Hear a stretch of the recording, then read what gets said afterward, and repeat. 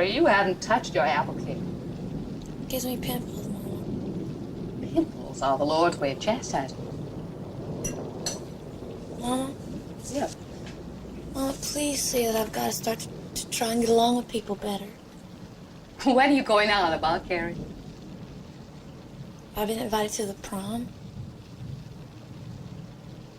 Prom? Yeah, the senior prom. You know, everybody's going.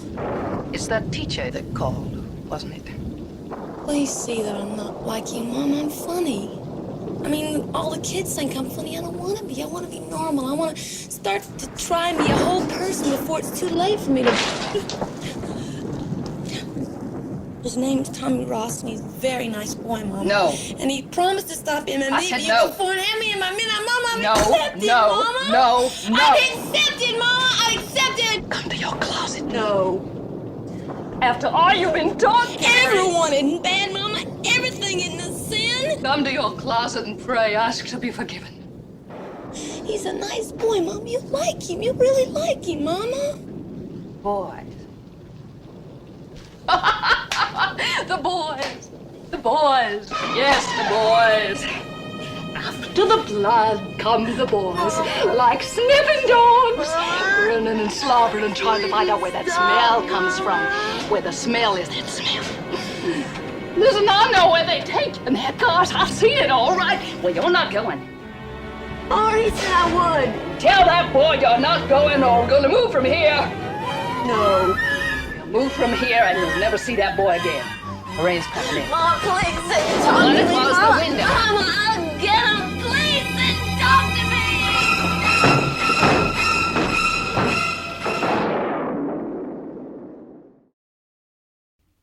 Hello and welcome to Book versus Movie. This is a podcast where we read books that have been adapted into movies. And then, you won't believe this, we watch the movie.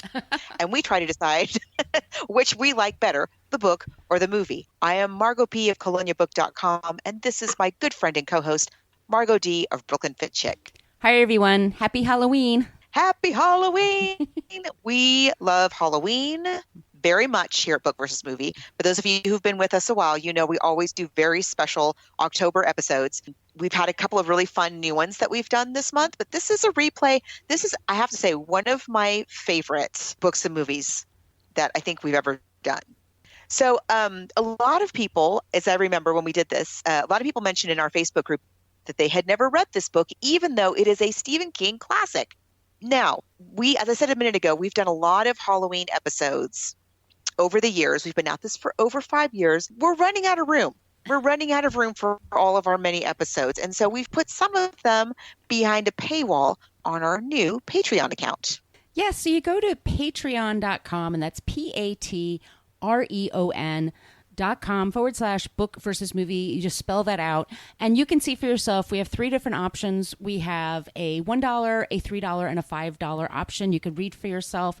We had to put all these episodes there because not all of the apps nowadays, the podcast apps, will take anything before like 2017, for example. So we just had all these episodes, and we needed to find a place for them. So, and people keep coming and joining our group and joining the podcast, and they're like, "Hey, have you ever done Psycho? Have you ever done Mommy Dearest? Have you ever done Planet of the Apes?" And the answer is yes, we have. We just did them a few years ago. So we just thought we'll just put them behind the paywall on Patreon. And if y'all can check them out for yourself. And like I said, they're very affordable options. And then just for funsies, I threw a few podcasts up there, episodes up there that are just for free. I put up Fletch. That's for free. There's one of our favorite horror movies. That's me and Patrick Bromley from F This Movie. F This Movie really loves their horror movies. So we decided to put that episode up there. So there's a few of them you could check out for free and see if you want to invest in it. But we just need the costs just to keep the show going. It's for the hosting. It's for the books and the movies. We're not a part of a big network. We're not part of a big, radio station or anything like that. We're independent podcasters. And so it just helps us keep the lights on. We're not getting rich. Trust me. No, we really do this because we love, that is all, we neither of us majored in cinema or or creative writing. We like to read. This was something that we decided a long time ago to do, and we're still doing it, and all of you have come along for the ride, and we hope you've enjoyed our newer episodes that we've done this month. But this is if you haven't heard this one before, we think you'll enjoy it because this is really the classic movie, I think. I mean, there's Halloween, the movie, but But in terms of a movie that was adapted from a book, I think this is a contender. I think this is a hard one to beat. This is one of the best ones we've done. I guess we're showing our cards. We both really love this movie. I think, the book is interesting, and it's Stephen King's first novel, so we have to always remember that. Your first anything is not going to be perfect. It's just going to be interesting if you're talented. And we also super love this movie. And I just love the idea of Carrie. So I've seen all the different iterations of it, and we'll talk about it in this episode that you're going to listen to. And there's been several, and there will be more. And yes, I will watch them. I'm a big Stephen King fan. I wear that on my chest proudly. Yes. So today we're going to be replaying Carrie, and then after this it'll go behind the paywall. So if you like it, keep it forever. And our next episode is going to be The Raven. Margot, I saw the movie yesterday. It's fantastic. I've never seen it before. Oh, I can't wait. It's fantastic. I loved it. So that's going to be such a fun discussion. And if you join our Facebook group and you go to facebook.com, you type in Book vs. Movie Podcast group. We put some clips in there. We have a couple of clips of The Raven. One is done, I think it's by Peter Cushing, and the other is done by Vincent Price. So those are, or is it Bela Lugosi? I have to go check for myself now because but like I said, there's two different versions. I think it's Vincent Price. I think it is Vincent Price. We definitely have a video of Vincent Price. That's really great of the entire, of the poem. So it's going to be a really fun episode. So, guys, thank you so much. We love October. We love this episode, and happy Halloween, everybody. Happy Halloween. Today's podcast is brought to you by Audible. Get a free audiobook download and 30-day free trial at audibletrial.com/book versus movie. There are over 180,000 titles to choose from for your iPhone, Android, Kindle, or MP3 player. Thanks so much. Carrie started out as a short story a magazine? It did. It just grew a little bit too long, and I threw it away, and my wife fished it out and said, this is sort of amusing. You ought to go on with this. And so I did. Is that exactly what she said? No, it isn't exactly what she said. She said it was really good, and she wanted to read. She said she wanted to read the rest of it. Why didn't you want to write the rest of it? It's too hard. I was lazy. And also, it was going to be too long. I didn't understand how I could possibly market something like that. And frankly, I needed the money. And it was a story that was clearly going to outgrow any of the markets that I sold to. They were mostly the sort of magazines where you turn them sideways, a picture falls out. This is longer than the word requirements of any of the men's magazines that I was selling to. And she said, do it anyway. She was good that way. She's a lot braver than I was. And so I did it, and it sold as a novel. It's a skinny little thing, but it it made me what I am today. In case if you're just joining us for the first time, this is our favorite month at Book versus Movie. We love Halloween. And every year we've had really fun Halloween movies that we've done during the month of October. This is a redo we're going to do today of one that we did a long time ago, and we'll get to that in a minute. But I think anything Tim Burton falls under Halloween. But recently, you and I had the opportunity to read an advanced copy of the latest in a series that we covered on this podcast of the Miss Peregrine's Home for Peculiar Children series. We did the first one, which was the movie by Tim Burton. But you and I recently got to review the latest in this series, Map of Days. Yes, this episode is sponsored by Penguin Books, and they sent us an early copy of A Map of Days. It's from Ransom Riggs. This is his fourth book in his Miss Peregrine series. It's the first one that's set in America. And here's the thing. It's all of the same characters. And let's just say you haven't read the second or third book, or it's been a while since you've read those books. Trust me, once you start reading, you catch right up. He's such a great writer that you just sort of dive into the action. And if you're familiar with his work, it's filled with these photos, and it tells the story as it goes along. And many of these photos are, by the way, in color for the first time. And yes! I know. And I loved reading this book. And you were telling me off the air that your daughter really loves it. Oh this is one of her she's a big reader, and I think Coraline is her favorite book, but Miss Peregrine is definitely her favorite series. And she was so excited when she saw the first edition of the new book that just came out this month and saw that there were color photos in there. She was freaking out. The photos do not disappoint. That's one of the things about this series is the amazing photos, and they just get better and better. But it is so cool. These photos are amazing, but it's so great to hear this story. Yeah, just like you said, like I hadn't read the other books in kind of a long time, and it was fine. I was able to jump right in, and I agree that you just get right caught up, and it's okay. I would say even if you haven't read the other books, to just jump right in with this one. It's amazing. Love it. All your favorite characters, lots of great time travel. Only now we're time traveling through American history. It's true Americana that we're discovering here in this book. And I found it fascinating. And we should also say, Margot, it is available as an audiobook too. It is. But I mean, I think when you buy the audiobook, there's kind of an addendum, but the audiobook, I listened to the audiobook of the first one, which was really good. Yeah. And so I haven't heard the new one yet, so I can't really vouch for that yet, but I just adored the print copy of this book. I thought it was phenomenal. I loved it. I laughed. I was on the edge of my seat. It's just a great adventure. You know what I think you should do? I think you should listen to our episode first, Miss Peregrine's Home for Peculiar Children. Listen to that and then be able to read this book and be able to jump right in because we talk about those characters. I think that's true. I think you probably could do that. So thank you to Penguin Books for sponsoring this episode. And we're also brought to you by Audible, by the way. And this book that we're talking about today is Carrie by Stephen King. And the audiobook is read by the star of the 1976 film, Sissy Spacek. And we're going to, I know, you're just going to geek out. And we'll talk about our feelings about the book in a second and the differences and stuff like that. But Audible is offering a free audiobook download with a free 30-day trial to check out that service for yourselves, excuse me. I recommend, if you're interested, get a copy of Carrie by Stephen King, read by Sissy Spacek, Oscar-nominated actress and all. And you just go to audibletrial.com/book versus movie. Again, that's audibletrial.com/book versus movie to get that free audiobook, or get the Ransom Riggs book if that's what you want to do. So there you go. The Audible, thank you so much for being a part of the show as well. So it is time to talk about Carrie. Wow. I know. I have been so excited to do this again because it was so fun the first time around. You're right. It was a very long time ago. It might have been our first year even that we did this book and movie.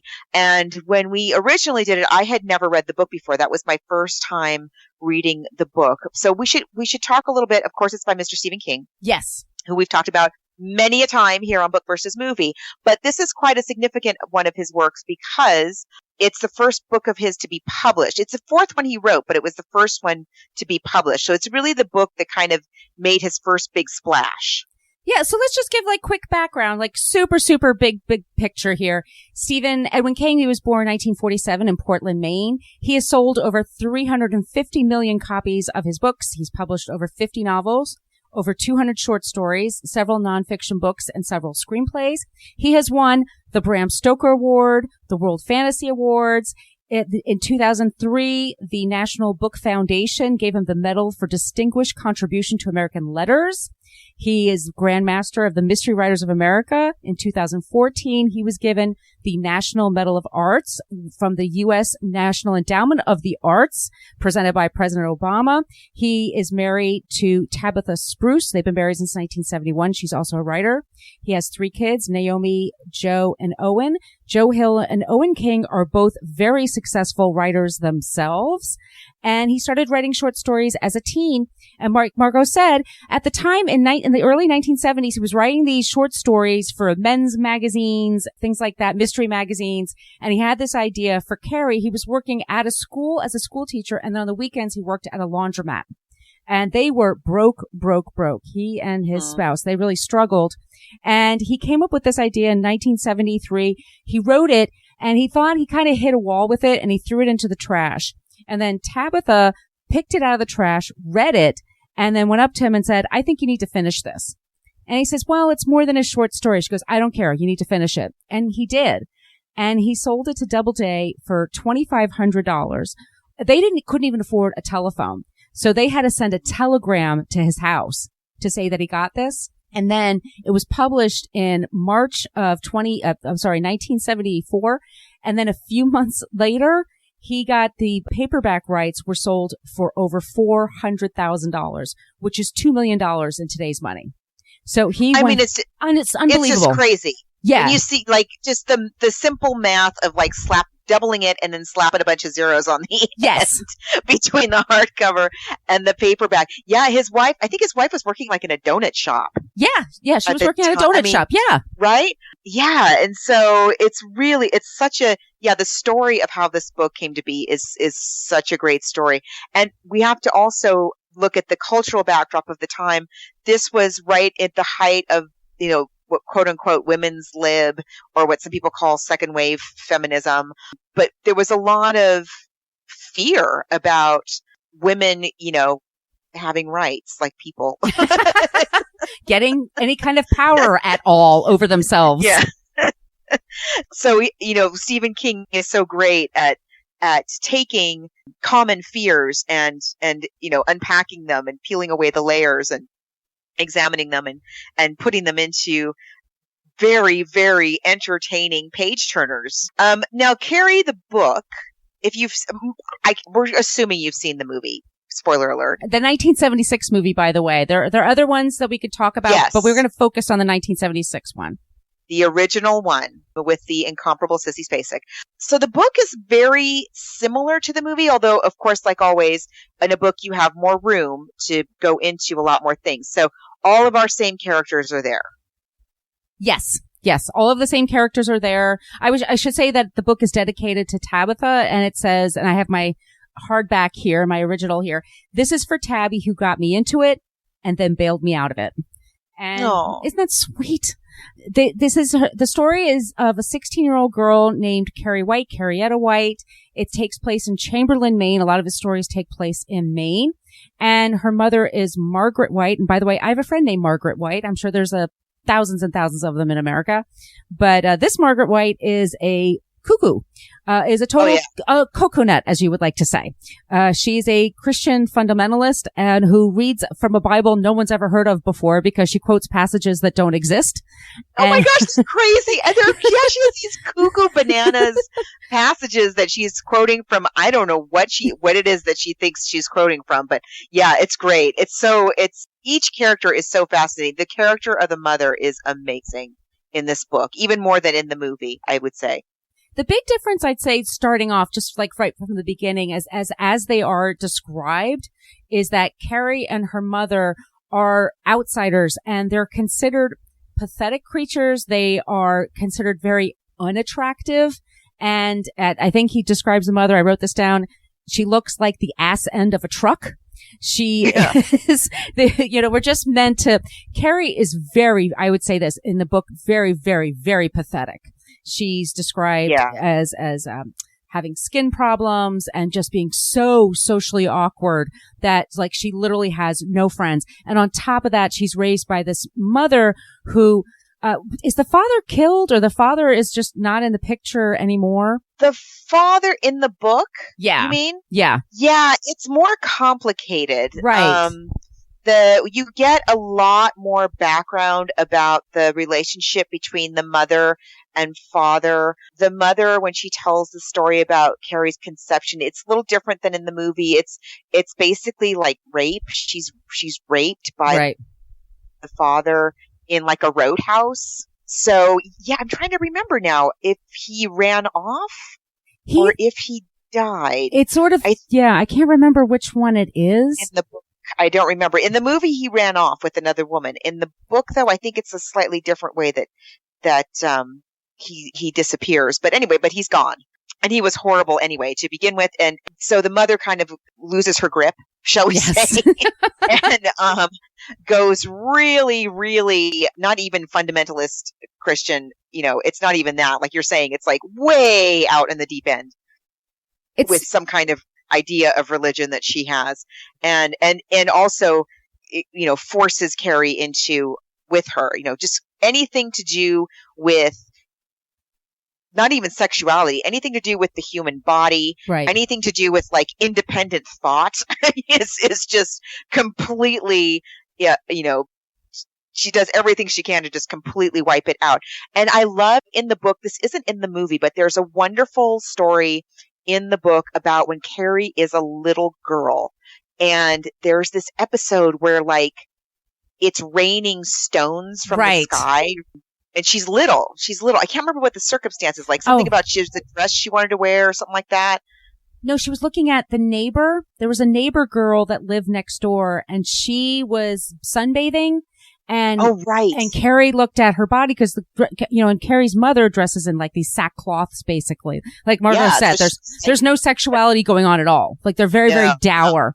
And so that's right. She sees a girl in her bathing suit, and which she's never seen before. Right, and she's freaking out about that. Right. And this, by the way, so this takes place in the story itself takes place in 1979. So Stephen King writes this to take place in the future when Carrie's in high school. But when she's a little kid, it's in the late 60s.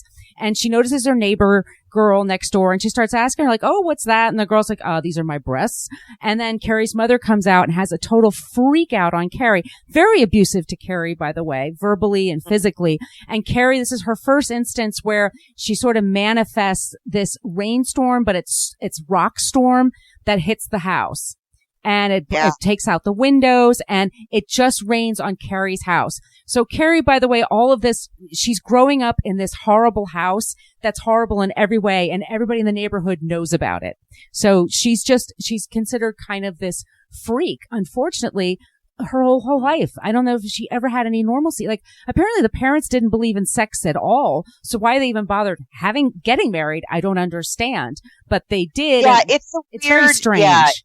It's a weird religion sort of thing. But then the father like snaps and rapes the mom. So, but yeah, so she, I agree. I don't think she ever has a normal day of her whole life, Carrie. Yeah. And so, so then we fast forward to the future, right? All the way in 1979. And just like in the movie, just like in the opening of the movie, there's the shower scene where she's in the shower and she gets her period. She has no idea what it is because, of course, her mother has never even hinted that this could be a possibility of something that could happen to her. And so she thinks she's dying. Right. She thinks she's bleeding to death and she doesn't understand it. Scary. Yeah. And so, and a group of girls, they see that Carrie's freaking out in the shower. Well, basically, she gets out of the shower and she held her hands, to her crotch and then pulled it out and she sees the blood and she's running around to people with her hands all bloody, screaming. And at first people they're revolted by this whole thing. And then the meaner girls gang up on her and then they throw sanitary napkins at her and they yell, plug it up. And they're just awful, awful, awful. And finally the gym teacher, and in the book, she's Miss Desjardins, and in the other adaptations, she's Miss Desjardins. In the movie, she's Miss Collins. We'll talk about her difference later. But Miss Desjardins goes in there and she tries to calm Carrie down because Carrie's just freaking out. And she's hysterical. She's hysterical. So finally, the woman just slaps her just to calm her down. And then helps Carrie get dressed, go to the nurse's office, figure out what's going on. And later on, she feels terrible because she had the same ideas about Carrie. Like Carrie is so pathetic. Like it's hard to get sympathy for her because she's so draining, in her behavior and in her demeanor. So Carrie goes, they send Carrie home and Carrie has to tell her mother that she has her period. Her mother calls it the curse. And, poor Carrie. And then this is when, and this is a big thing in the book is that telekinesis. This is when Carrie learns she has this. Okay. And in this, now here we go. So in the early 70s, I don't know. Do you remember the show called In Search of? It was Leonard Nimoy. Okay. It's Leonard Nimoy in search of whatever it was. In search of Bigfoot. Paranormal. Right. Yeah, Bigfoot. Paranormal. In search of the Loch Ness Monster. Right. Yes. And so there was this whole idea in the 70s of this, of telekinesis, of ESP, of being able to do things with your mind. And can the human mind move objects? Can the human mind do this and do that? And Stephen King kind of takes it to the next level as he is wont to do. And his whole idea is like, well, what if there are people out there with TK, but they're being exploited. They're being, either kidnapped by our government to use for bad purposes, or they're kidnapped by another government, like the Russians, to use it against us. And are these people going to, what can happen to these people? We need to look out for them. We need to find out what's going on here. It's a whole thing. And so meanwhile, in the book, so Carrie's, all these girls get in trouble, and there's a big deal about they're almost going to graduate. There's going to be a big senior prom. Carrie's a senior, by the way. And so there's one of the girls is named Sue Snell.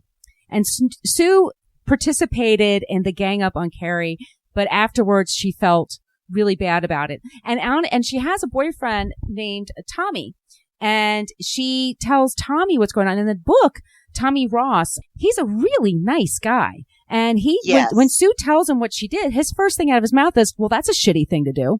He has a lot of character. Like he loves Sue, and they're having sex for the first time with each other, and they're very close.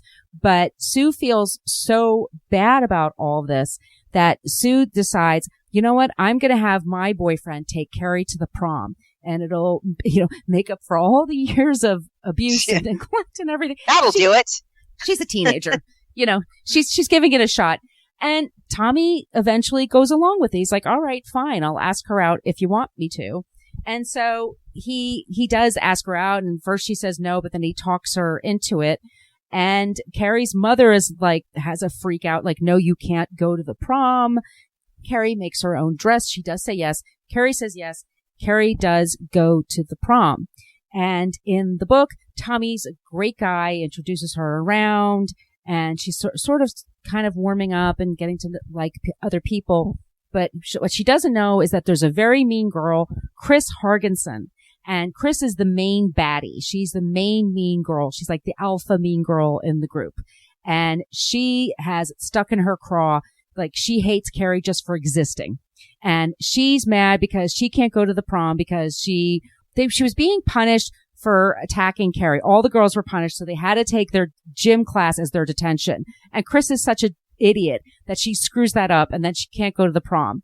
And there's a whole thing in the book about her dad is a lawyer, and he's going to sue. But then the school says, yeah, well, you know what? Chris has had a lot of problems in the school, so good luck with that.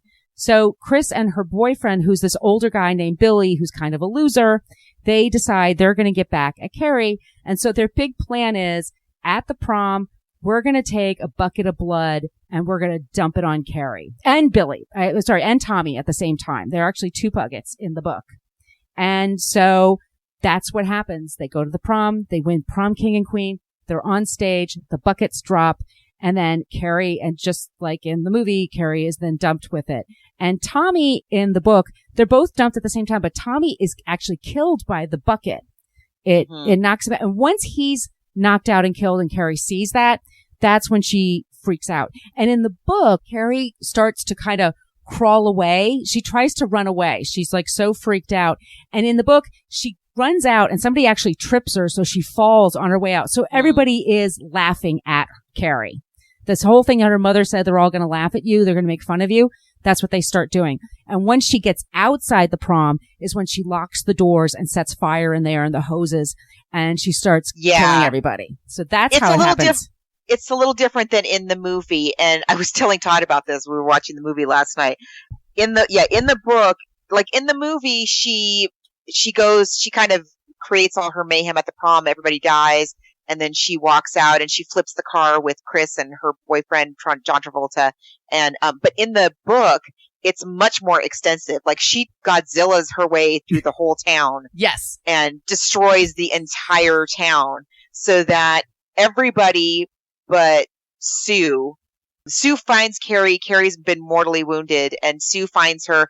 Oh, Carrie's also telepathic. Yes. And so they have this telepathic conversation. And Carrie forgives Sue for thinking, Carrie forgives Sue for the mean things that she had done.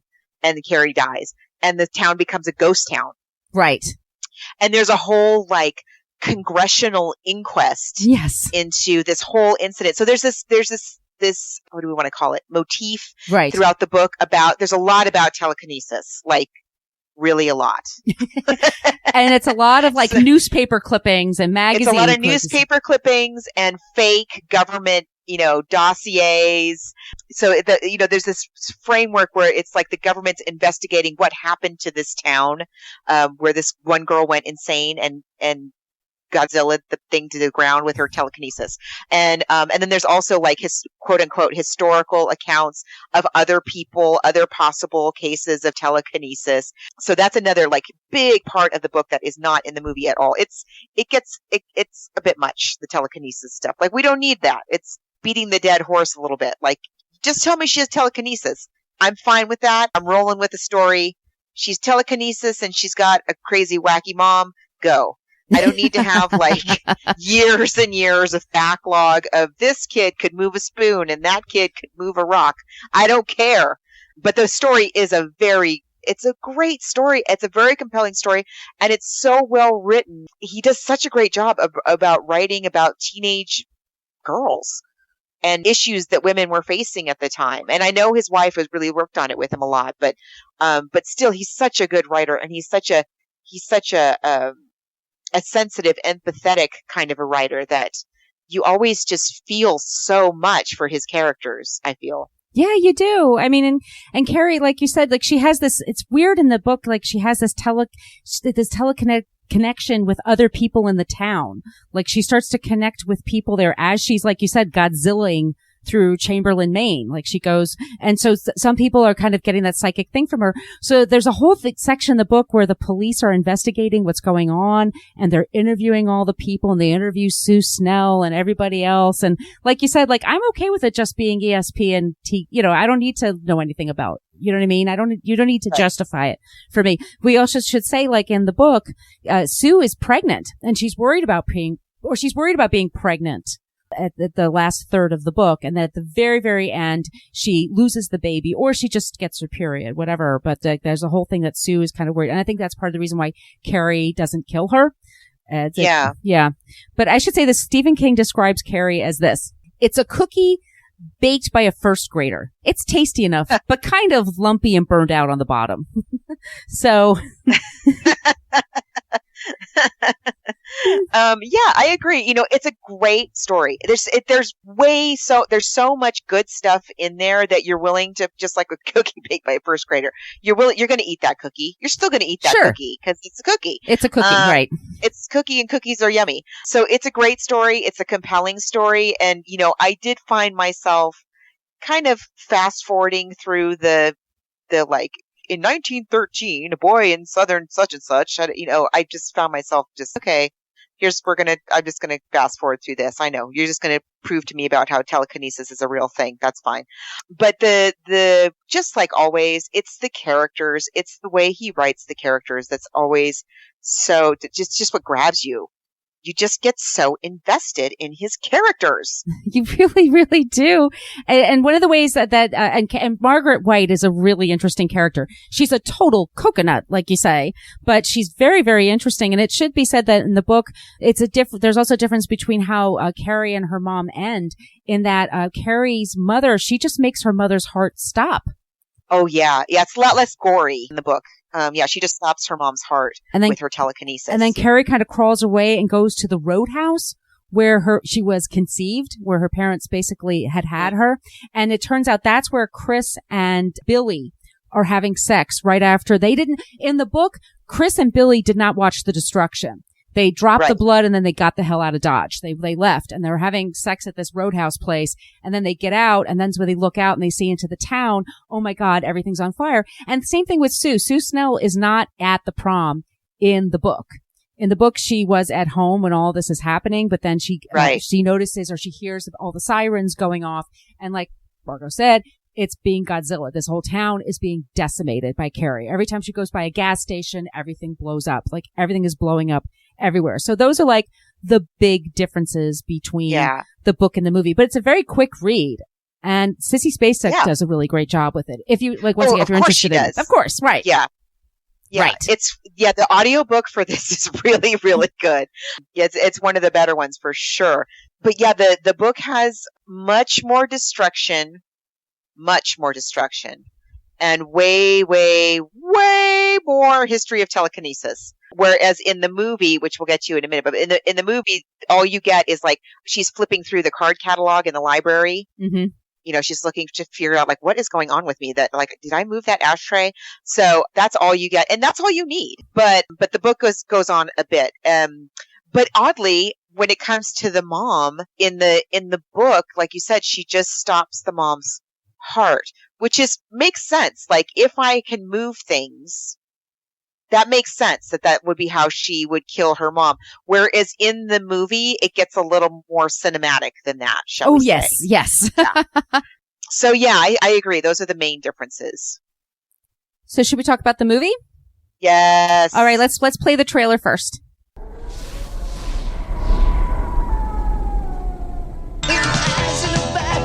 It's the night of the senior prom. The Bates High School gym is alive with excitement. Everybody is there, even Carrie White.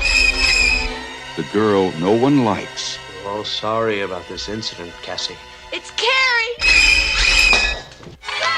And everyone makes fun of her. The girl who lives in that creepy house with her crazy mother. Help the sinning woman see the sin of her days and ways.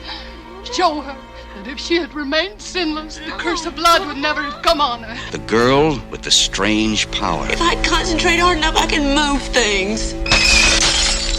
But tonight, no one will laugh at Carrie. If you don't have a date to the prom next Friday, would you like to go with me?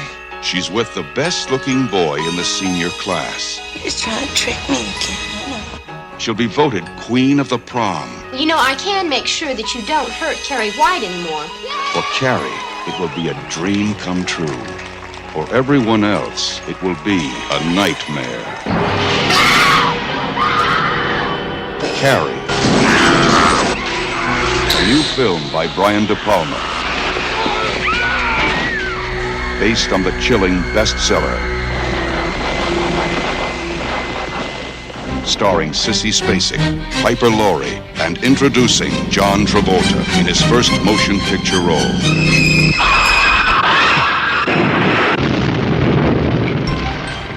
If you have a taste for terror,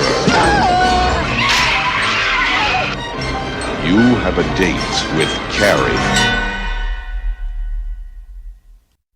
So our director is Brian De Palma, and his other movies you might know are The Untouchables, which is one of my favorite movies of all time. I just love that movie, and Dressed to Kill. And he's like 35. His movie came out in 1976. And so we should say this, that our cast, it's supposed to be teenagers, but everyone's in their 20s. Yes, everyone is, it's like, I don't know, nobody moisturizes at this high school or something, because everybody's, they're looking kind of mature for high school, but okay, all right, fine. Which I understand, because the first scene alone in the shower. Okay. Yeah, we don't need to have like actual minors running around like that.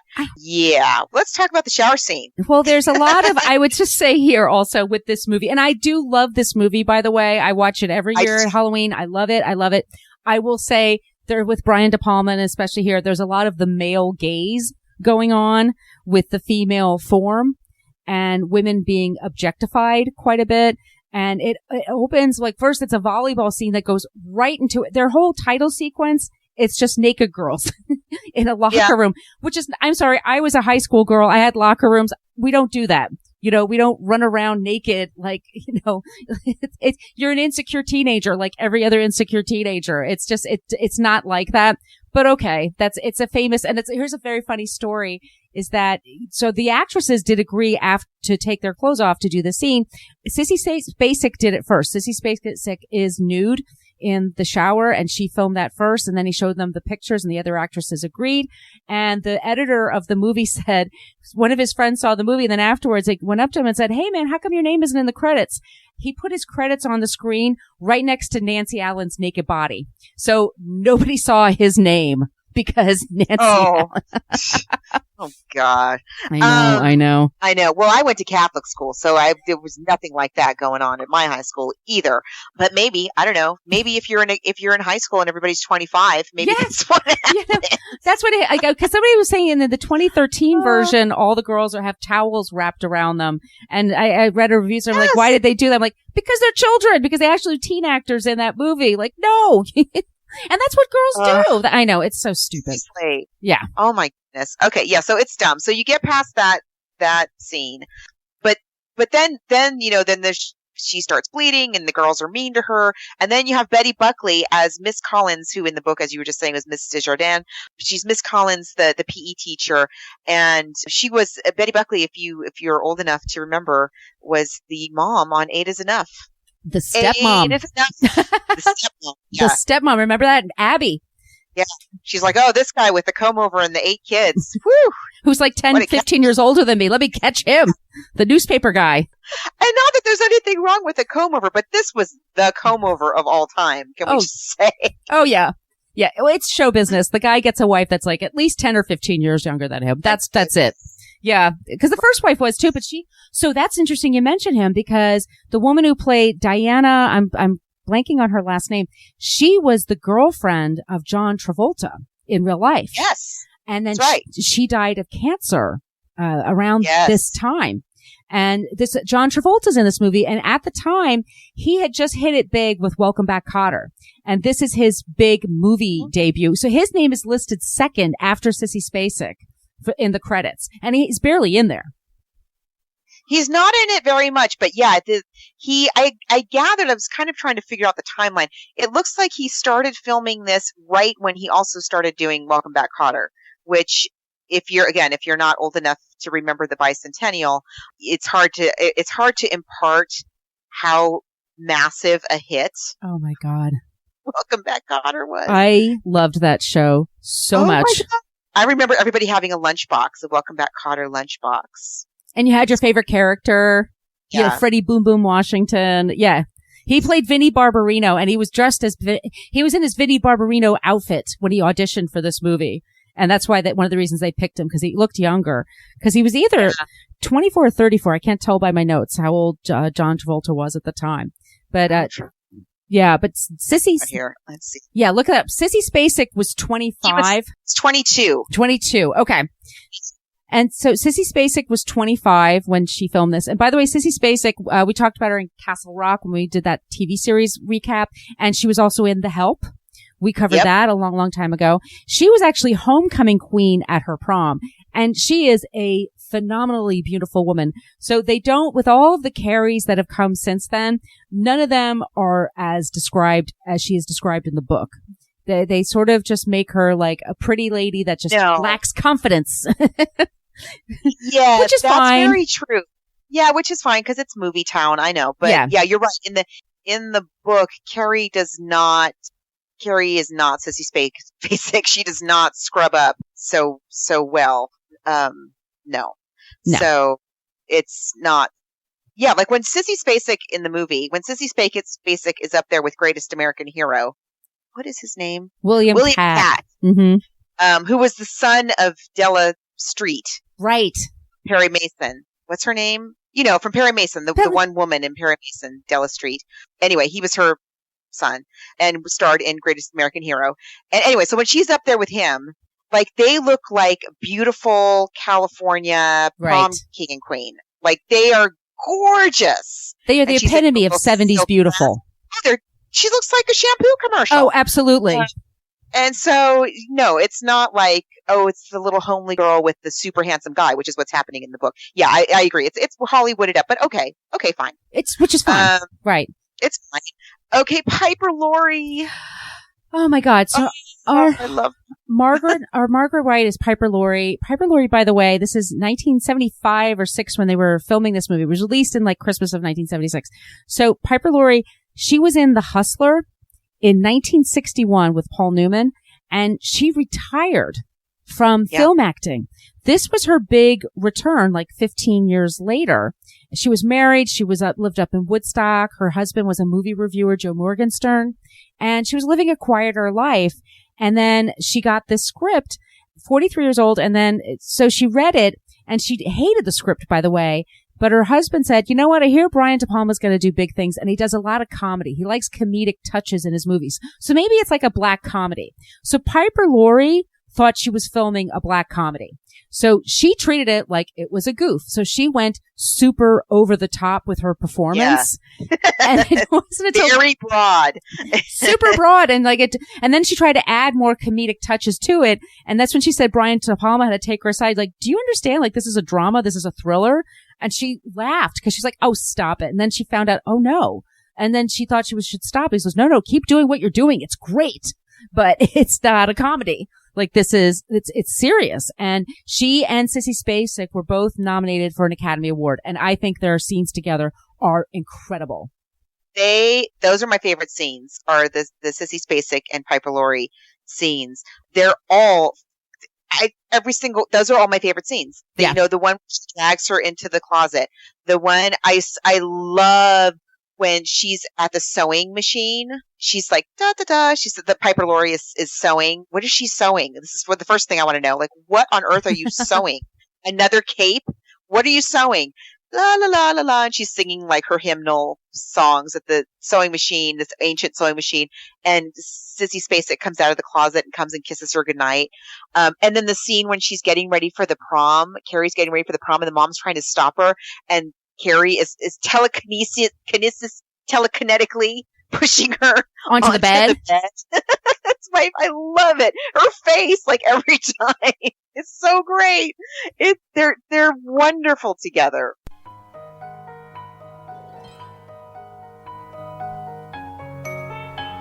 You're a woman now. Why didn't you tell me, Mama? And God made Eve from the rib of Adam. And Eve was weak and loosed the raven on the world. And the raven was called sin. Say it. The raven was called sin. Why didn't you tell me, Mama? Say it. No. The raven was called sin. Ooh, woman. And the raven was called sin. And first sin was intercourse. First sin was intercourse. I didn't sin, Mama.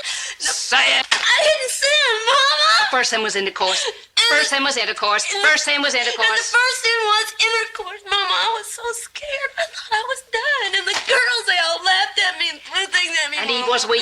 Say it. No, Mama. Eve was weak. No. Eve was weak. No. Eve was weak. Say it. No, woman. Mama. Say it. Eve was weak. Eve was weak. And the Lord visited Eve with a curse. And the curse was a curse of blood. You should have told me, Mama. You should have told me. Oh, Lord, help the sinning woman see the sin of her days and ways. Show her that if she had remained sinless, the curse of blood would never have come on her. She may have been tempted by the Antichrist. She may have committed the sin of lustful thoughts. No, Mama. Oh, don't lie to me, Carrietta. Don't you know by now I can see inside you? I can see the sin as surely as God can. We'll pray. No. We'll pray, woman. No. Pray to for our lost and saving souls. God visited the curse. This was the and he visited the second curse. And this was the curse of childbearing. And he brought both pain and sweat and blood. It's so dramatic. I mean, it starts like you meet her when she comes in, and Carrie comes home from school. She'd been through this very traumatic experience. Oh, the whole thing, the creepy Carrie, Carrie's walking home, and the boy that's riding the bike, and he says, creepy Carrie, and then she good for her, she knocks him off his bike because he's being a brat. But that's Betty Buckley's voice. That's saying creepy Carrie, creepy Is Carrie. it? Yes. And Wow. I have no idea why they did that, but they did that. But then, so Carrie comes home and she says to her mom, and her mom, oh my God, whacks her in the head with the Bible and gives her this whole speech, how Eve sinned. And that's how you meet Margaret White, and she's terrifying. Yep. Yeah, she is. I love all of their scenes together. They're all just, it's just my favorite part of the whole movie. Yeah. Anytime it's the two of them is my favorite. Then we have, let's see, who else did we go? Oh, you know who else is in this movie that I totally keep forgetting is in this movie is Edie McClurg, who is an amazing character actress. You have seen her all your life.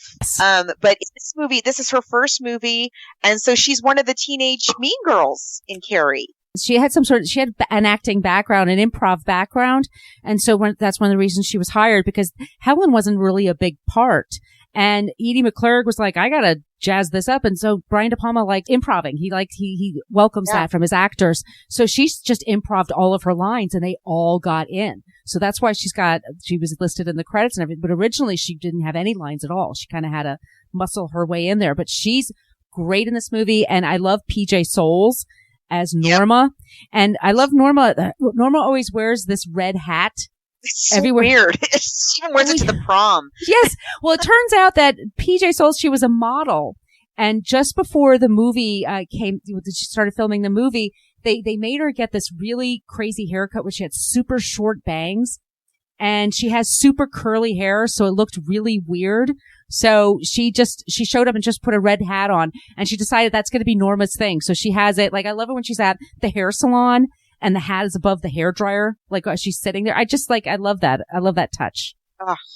And so she was also in The Boy in the Plastic Bubble. Oh, PJ Souls? Yes, with John Travolta. Yeah, that's a great TV movie. Yeah. And then he was also in our Primary Colors episode. We covered that movie a long, long time ago. Yes, PJ Souls is a really interesting character. I mean, Hollywood was very small in these days. Everybody knows everybody else. Everybody's working with everybody else all the time. But, I just love this movie. This is a great movie. I'm trying to think who else is in here that we're missing. So Amy Irving? Oh, yes, duh. Amy Irving. As Sue Snell, who's very good. And her mom in the movie. I love the scene with her mom and Carrie's mom when Carrie is like witnessing. She's like she's going door to door and preaching her crazy, whatever it is that she's following. And Mrs. Snell's having a cocktail in the afternoon. It's the middle of the day. Middle of the day. I'll drink to that. I'll drink to that. Oh, that was the best scene. That's her real life mother, Priscilla Pointer. And she's still alive. She's still with us. She is. I know. It's amazing. So yeah, she's great. And, Nancy Allen. Yeah, Nancy Allen is the meanest mean girl. So mean. Oh, you just hate her. She's horrible. She's horrible to everybody in this movie. But she's great. Oh, she's terrific. She's a great villain. She was in RoboCop and let's see what else. Dressed to Kill. Dressed to Kill. She was married to Brian De Palma for a number of years, so she was in a lot of his movies. So she does a great job, I think, as the mean girl. She's so awful. That scene where it's her and where she's on the date with John Travolta. Oh my God, that scene in the car. Oh, okay, we should say also there's a lot of domestic violence going on here. There's a lot of slapping and hitting going on in this movie. You could never get away with today.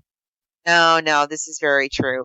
Yeah, John Travolta hits her like a few times and she's awful and she's just, you just hate her. So she's great. And I know this movie is so fun. I just love it. I love all the 70s sets and costumes. I'm willing to suspend my disbelief that all these like people who should be in the workforce are in high school. I love the scene. It's early on when Carrie first has her period and she goes in to see the principal and he keeps calling her Cassie. Oh my God. It's so obnoxious how he does that. And he's like smoking right in her face. And because people used to do that. Oh yeah. You go into the principal's office, he would be smoking. Remember the teacher's lounge? When you were a kid, you would walk by the teacher's lounge. It smelled like an ashtray. Yeah, this whole like of smoke would come out of the teacher's lounge. Ew. Ugh. Mine was a teacher, and she didn't smoke, but I used to always have to, go with her just to her school and go with the teacher's lounge. I hated it because the smoke was so gross in there. People used to smoke all the time everywhere, and so yeah, it's so gross. He's like, Cassie, so Cassie, and she's like, Carrie, Cassie, like I was saying. And so she flips his ashtray. Yeah. There used to be ashtrays everywhere.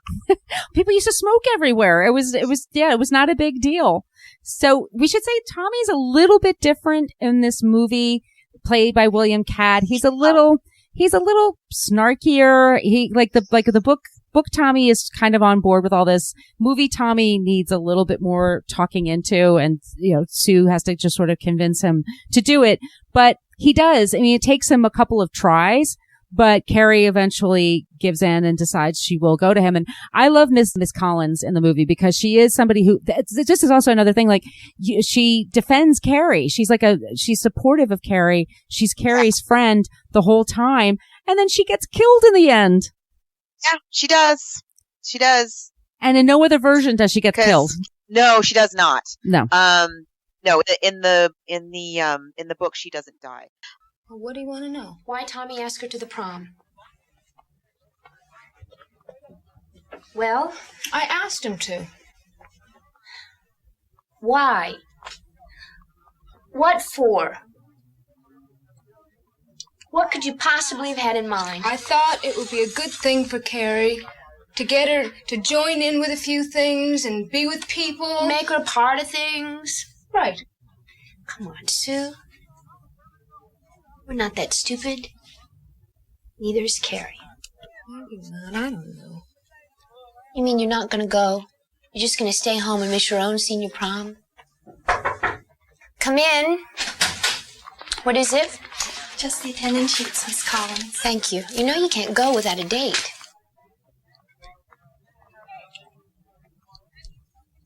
Is there anything else, Norma? No, Miss Collins. Thank you, Norma.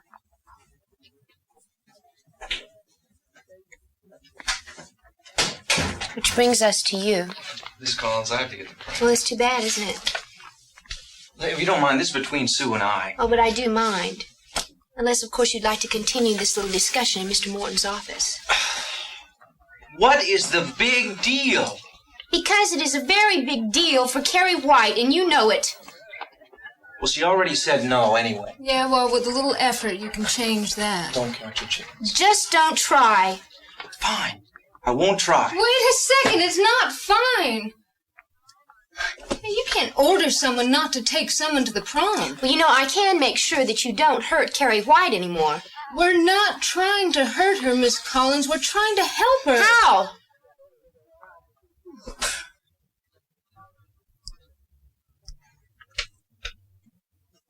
Hey, Tommy, don't you think you're just going to look a little ridiculous when you walk in the prom with Carrie White? We don't care how we look.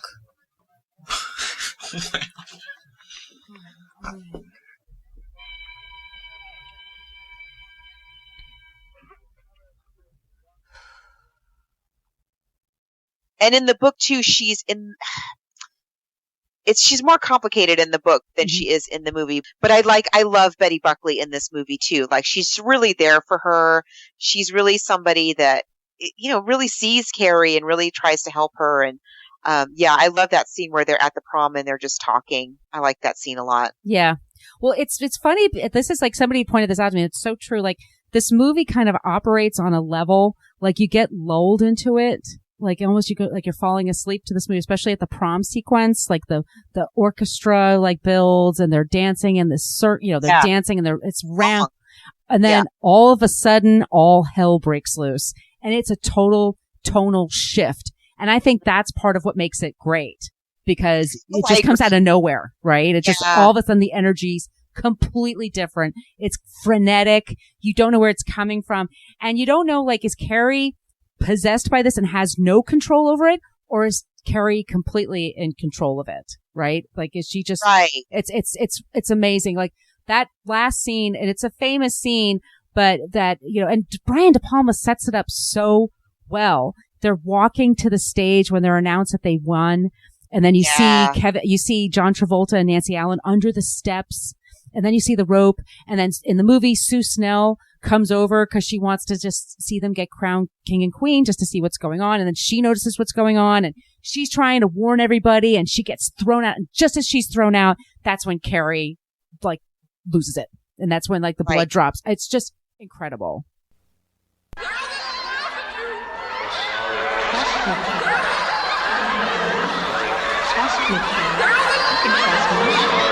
Trust me, Carrie. You can trust me. Trust me, Carrie.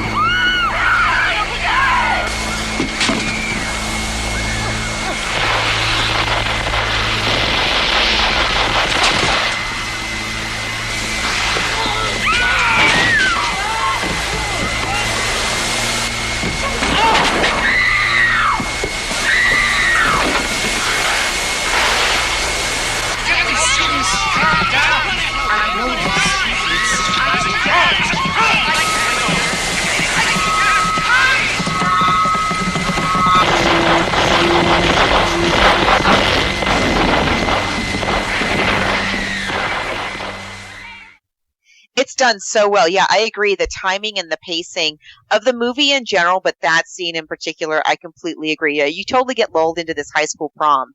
You're like, oh yeah, and the tacky decorations and the and everybody's in their evening wear and the guy in the tuxedo shirt and and then like but he's such a master of that because it happens because after you recover from that, like after like all this kind of crap goes down, he does it freaking again when she goes home. Oh yeah, so slowly paced. Like it takes her forever to walk up the little walkway into her house, and she walks in, and there's all these freaky candles everywhere. Like apparently her mother started lighting candles the second she walked out of the door and then didn't stop till she got home.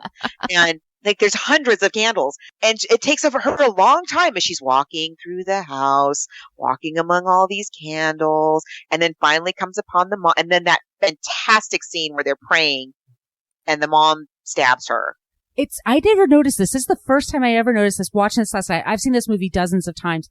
When she goes up the stairs and then she walks into the bathroom and they have that claw foot tub. And as Carrie's walking in there, Margaret's right behind the door, but Carrie can't see her. Yeah. And Margaret's, I never noticed this before. Margaret's just standing there like waiting her turn. Like, yeah, okay. You wash that blood off. I'll be ready for you when you're ready. And and in the movie, so the mother, oh my God, it's so great. But mother stabs at Carrie. Carrie starts to crawl away. And then Carrie takes every knife and peeler and anything with a sharp object in that kitchen and pins her mother into the doorway. And she represents Jesus, like one of the religious figures that's being crucified. That's what happens to Margaret White. And then Carrie gets her mother, and then the house sort of goes in on itself, like poltergeist style. Collapses the house. Yeah. And you see some rocks there. Supposedly, like you see kind of some rocks being thrown that's sort of like alluding to what we were talking about, that scene that originally they did film a scene where the house was hit by rocks when Carrie was a kid, but they couldn't make it work. Like the special effects just weren't there. So, I can see that. But I think it's better without it. I think so too. You don't need it in the movie. It's fine. No. And so Carrie, so what happens, and this is another thing, like, so everybody dies and Sue and any kid that wasn't at the prom is okay. So Sue is sleeping and her mom answers the phone and she says, oh God, it's her friend calling to check in. And she says like, her doctor says she should be fine eventually. I'm like, Sue lost everybody. Like what? Like, everybody she knows is dead. Every single one.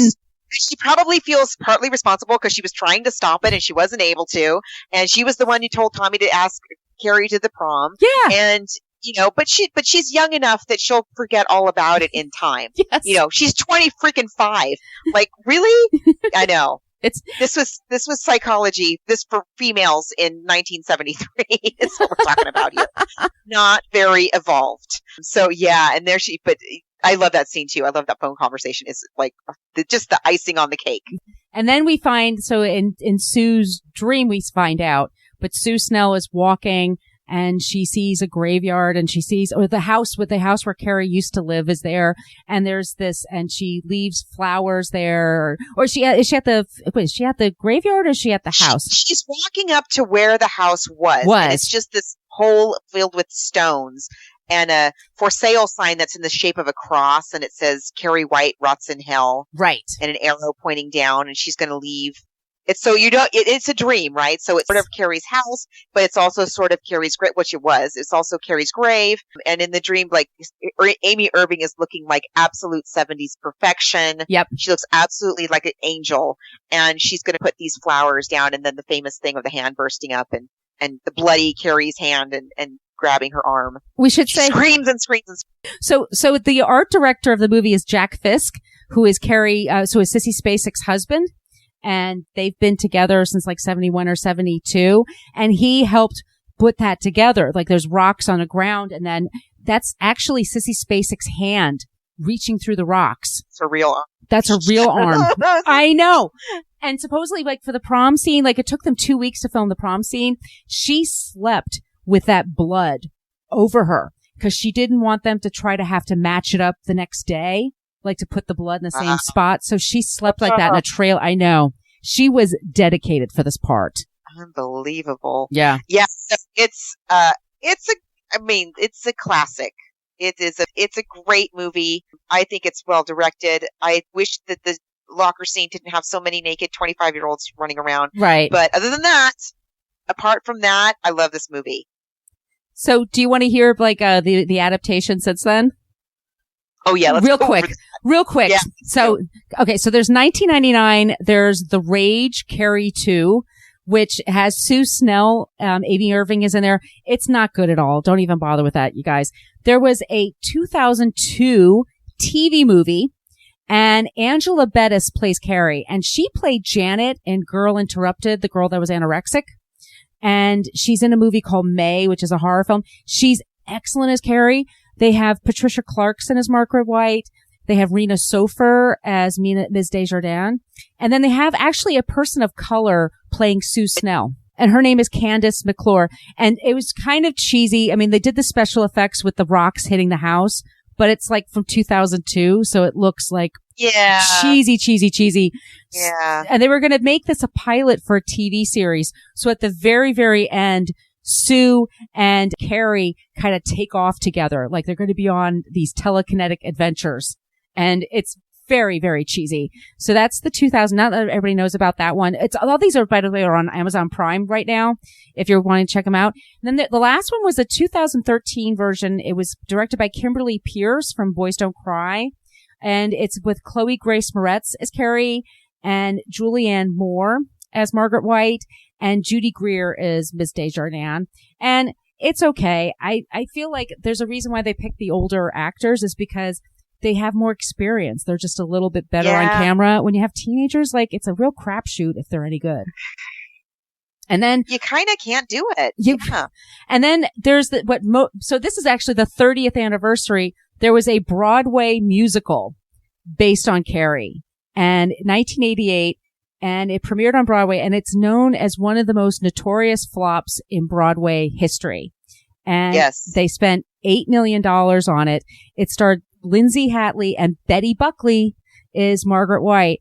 And if you read about every once in a while, we have a couple of videos on our Facebook page. Every once in a while on YouTube, you can find a version of it, and they take it down right away. Like it's one of those, it's like Moby Dick, you know, like you just want to get that whale. It's very hard to get it. It's like famous in New York, and for years and years and years. The show premieres May of 1988, and it was received with a mixture of boos and standing ovations. So people either really liked it or they really hated it. And the critics just slaughtered this musical, excuse me. So it only had like 10 performances altogether. And then they just canceled it. And so for years and years in New York, it was basically saying like, Carrie, you said the musical Carrie, it was known as a flop. So you would say, well, not since Carrie have we seen blah, blah, blah. And they would talk about a flop. And there's actually a book called Not Since Carrie, which is all about it was the most expensive flop in Broadway history at the time. There's been plenty others, but it was a big deal at the time. So those are the other versions of Carrie that are out there. But I have to say, book, movie, I give the edge to the movie. I think it's just a little bit better than the book. And by the way, Stephen King, the 1976 movie, sorry. And Stephen King feels the same way. He really likes the movie. Yeah, I think so too. I think that, you know, the book is great.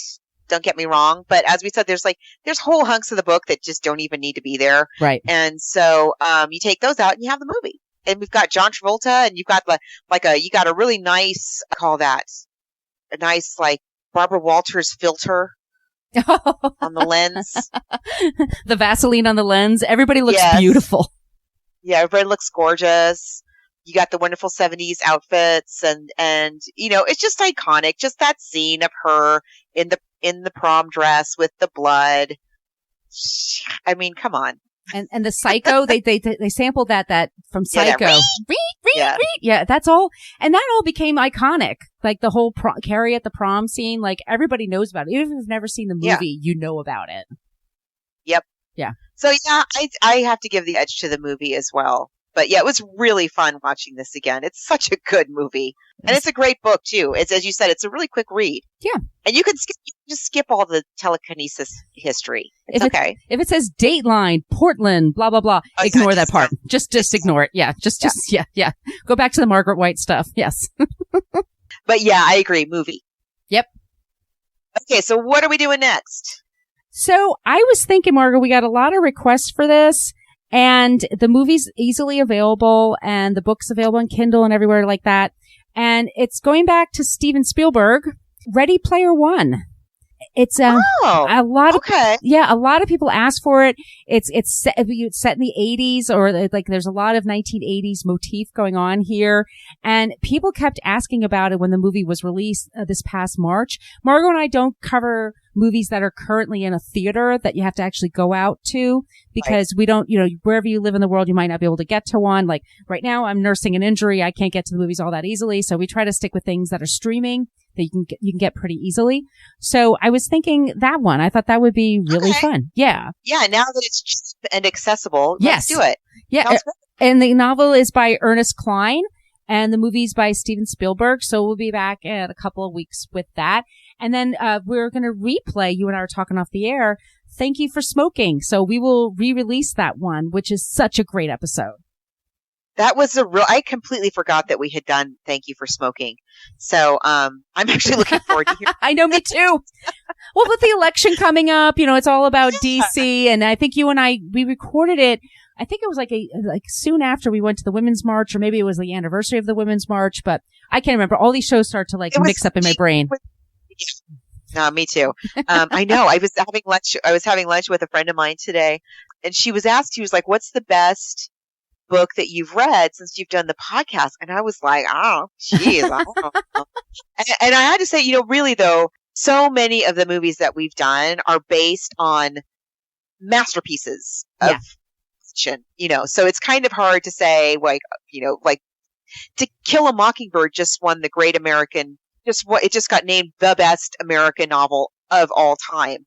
And, how do you not, right.